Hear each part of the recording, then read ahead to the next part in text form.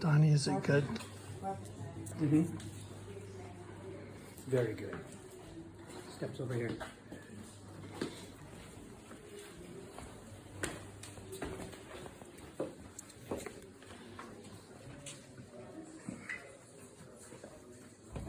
Wow, look at that, Marina. I wonder if that's original.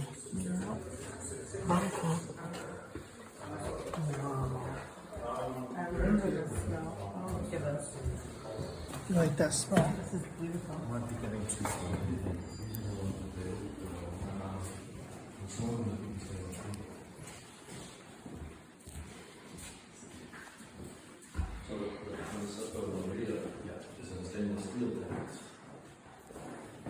going to have a look at that just now.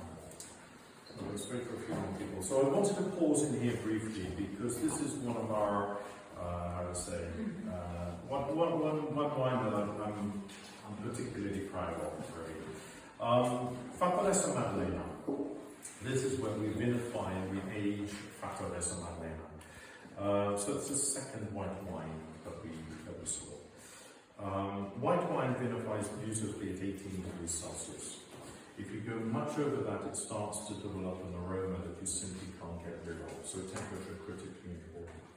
So we harvest by hand, as I said. We lay them into aerated baskets. They come out within an hour onto the piazzale. We have a press outside, so we fill up the press.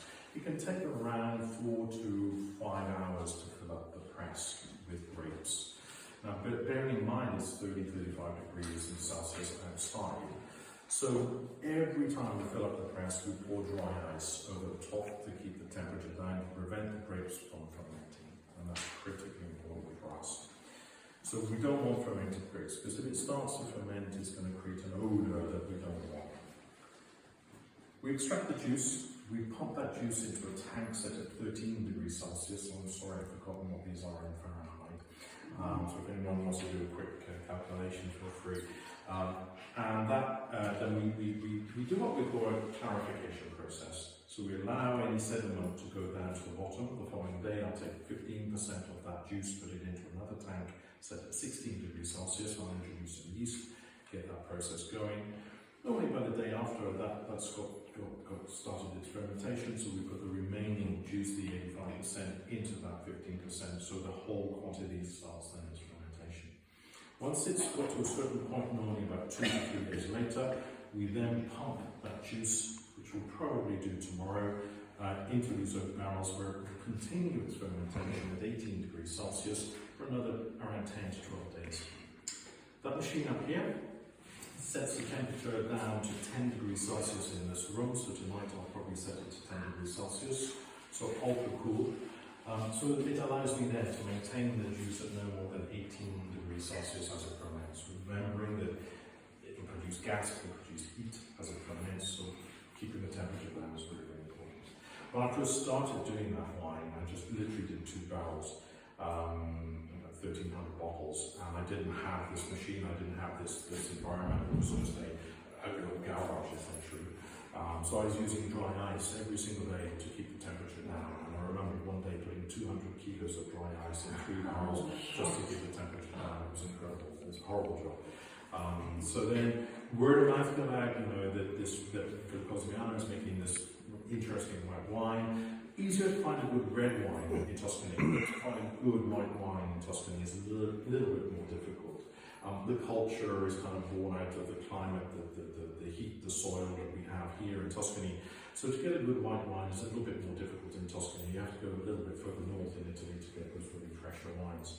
So once I'm happy that the juice has turned into wine, I can switch that machine off then.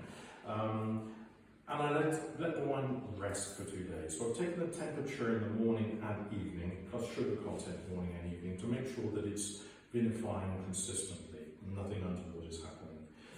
We then pump the wine into a tank next door, we wash the barrels out, put the wine back in, where it stays there for 8 months, typically 7 to 8 months. Barbara and I will taste it every 2 to 3 months. I'll send samples to a laboratory just to test it against various parameters, just to make sure nothing untoward is happening. Once we're happy it's got to where it needs to be, we then pump the wine back out into the tank. We then start the process of bottling. So we filter all of our wines from 10 micron to 5 micron. We allow the wine to rest, we do some analysis on it, we then filter from 3 micron to 1 micron. Then on the day of bottling, we filter at 0.45 micron.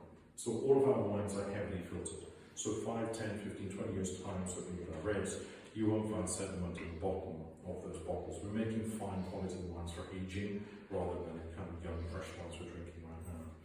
Bottling is a horrible time. It really is the worst period for me. With Great Big, certainly because you've got a deadline, you've got to make sure you are ready. Otherwise, when this gets stopped, you may not get the bottling truck again for another month or so. It'll be in July or August, and it's horribly hot. So a Great Big truck comes out here, opens up, and we literally have, a team bottling, as I said, in May, June, 30,000 bottles.